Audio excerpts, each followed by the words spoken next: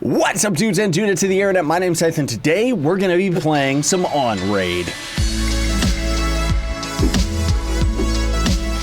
How you doing today, folks? I hope you're doing fantastically wonderful.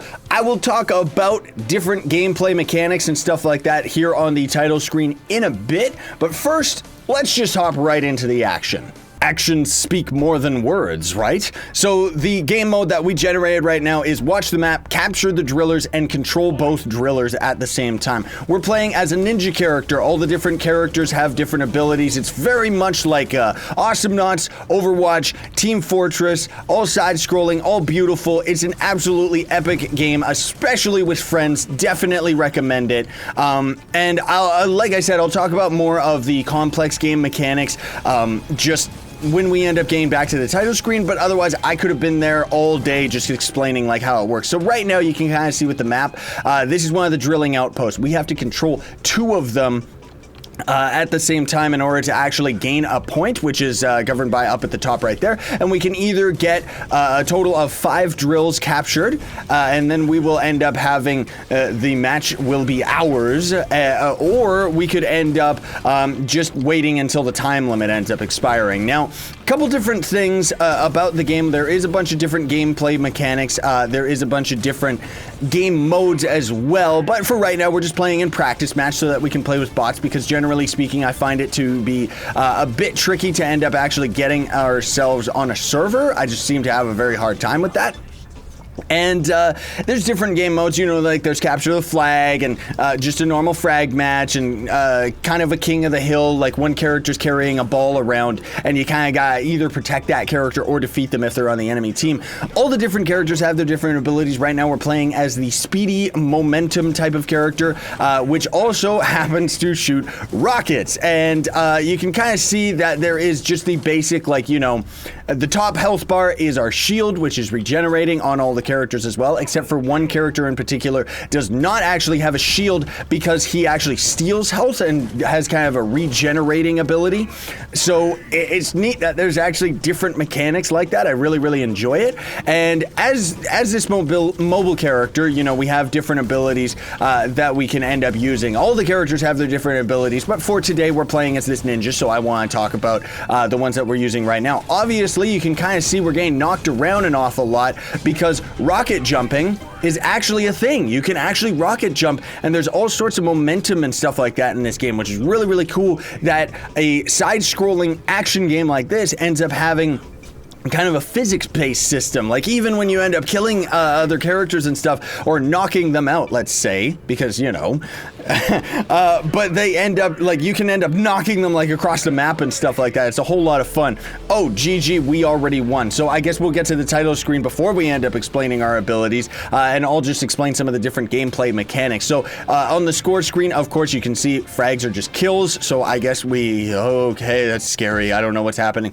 This top bar right here is just your profiles experience. As you're leveling up with that, you're gonna end up getting different prizes and stuff like that. And then there is the XP level of the character that you're playing. So you kind of gotta grind up the hero that you want to play. And then it kind of shows you what your next prize is going to potentially be with them. And this right here, which I will explain in a moment, is one of our abilities, which I didn't actually use this entire round, but just using it in a match ends up draining its battery, because there is going to be different abilities. Like certain abilities you're going to be able to have infinite. You're never going to have a problem, and I'll talk about the coin system as well in a little bit. But here's our abilities, right? So here we've got our basic ability, which is just an instant attack that deals 90 damage to nearby enemies. That's the right click. You probably didn't see it in the video, but I was doing melee attacks every now and then it's got a 10-second cooldown. It is infinite, meaning that we can use it as many times as we want. These ones right down here, I don't actually have either of them, but if we ended up getting our hands on one of them, like this right here, or like the other ability that we ended up having, this one right here, you can see that it has a certain amount of charges, and that is just automatically going to be drained for every match that you end up using. And as you can see, my third ability is gone now. We had the magnetic nozzle, it's not here anymore. You just kind of earn it by just playing matches and stuff like that. So there's all sorts of different characters. I'll just give a brief rundown that this one's kind of a Grenier. This one's like the Heavy from Team Fortress, so he's actually got a minigun and stun attacks. This chick is like a shotgun character. This guy can kind of fly around around the map and do like rocket barrage. He's Bastion, right? This is a melee character who is very, very mobile, very easily gets around the map. This is the character I was talking about where he actually doesn't have a shield bar because he kind of just regenerates health pretty much on cooldown with his right click ability. And then this is another melee character, which I find her to be a whole lot of fun because you can just rocket around the map like all over the place, and she's got stun attacks as well. She's very slow, but does a lot of damage, whereas this melee character is very fast and kind of just focuses on one specific area, right? The other thing, too, is you can see that the batteries, as well as it's draining, we could spend some metal to end up recharging it. Now, we'll talk about how you actually get metal in a little bit, because first of all, there's this Pyro guy. He is a very beautiful character. I absolutely love him. One of his abilities is so long as a character is on fire, you right-click and it will actually cause extra damage. Now, the thing that's important to note is that every single character has their own different abilities, right? And then they also have all their different skins. Now, this is where things get a little bit interesting because each costume is going to end up having different random properties with them. Like this, and this one actually has like 10% more defense as well as a random property. So, you're kind of unlocking an advantage over other players. So time will tell whether or not it's like too overpowered. I'm assuming it's just going to be a little bit overpowered, but maybe it's just, maybe it's not as big a deal as I think, because otherwise I think vanity items is definitely the way to go. But either way, it's still cool. You can end up unlocking these just randomly out of loot crates, or you can end up crafting them yourself, which of course it's going to cost a different amount of materials. Like this is the metal right here, which metal is another resource that you can either get from melting down equipment or from raid boxes straight up, and you need it for like forging and stuff like that, right?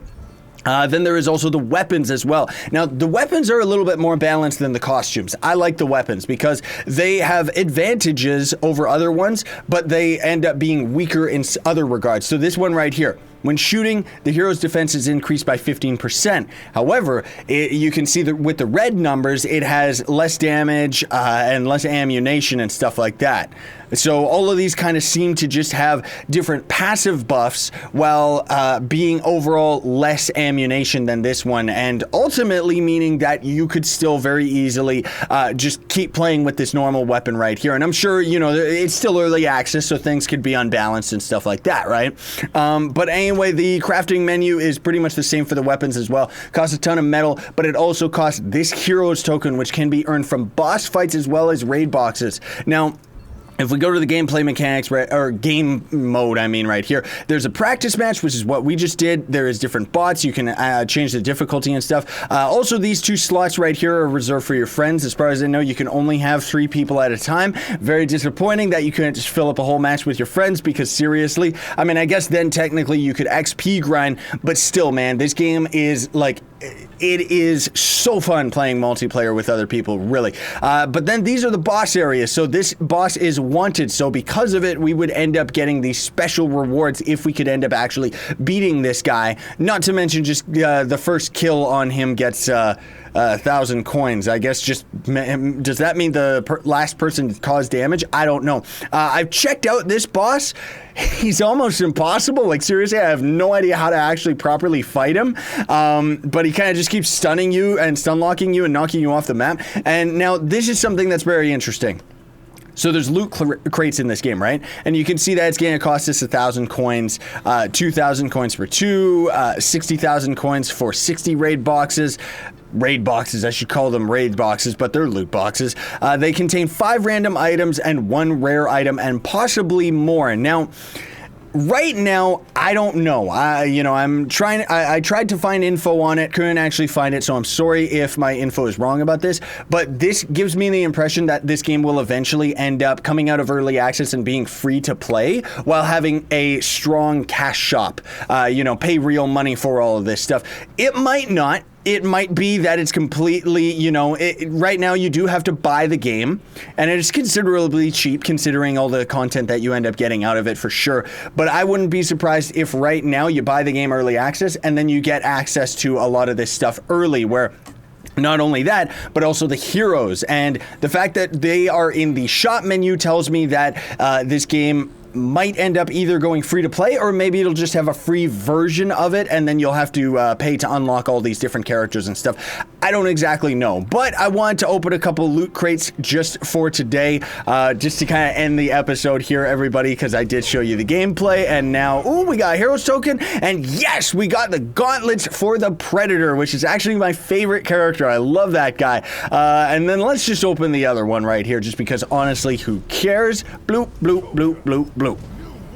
Okay, so we got a hero token and we got a hammer for the Shield Maiden, which is another one of the characters that I really like. And then all of these other different abilities that we could use. Hero token for the Scout specifically. So that's the thing that's interesting is, proper loot crate mechanics where we just ended up getting a hero token for a very specific type of character.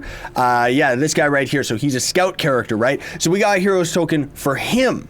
Not necessarily that you can use it for any of the other characters, which means that technically speaking, if we come to the craft screen, you see that we've got this, but we don't have enough metal. So of course you would end up having to grind that up. And then of course there is just normal ranked matches, but I've never been able to actually get into a game. I'm assuming that they will end up giving you a whole lot more total like XP and stuff like that rather than just the practice matches. Haven't found out, haven't actually tested whether or not defeating harder bots ends up giving you more reward, but personally speaking, that's okay. I do think it's very, very cool though that all these weapons, this one just seems to have advantages over the other and that's it. But I guess, why wouldn't it? It's just a melee weapon. Oh, there.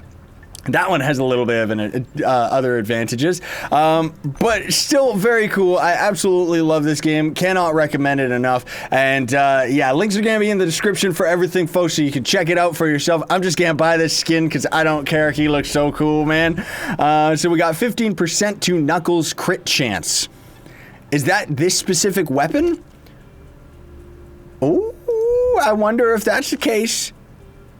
Bare Knuckles, yeah. So I don't know whether or not we ended up just getting a passive buff to this weapon specifically, like our default one, or if it just means his Knuckles in general, and that's just what his melee attacks are. That would be interesting, though, if it is a random chance associated to the different weapons, because that means the amount of depth that this game can potentially have is just outstanding. Either way, thanks for watching, folks. Very much appreciated. Do not forget to hit that like button for me. Very much helps me out. Sayonara, and stay epic, everybody.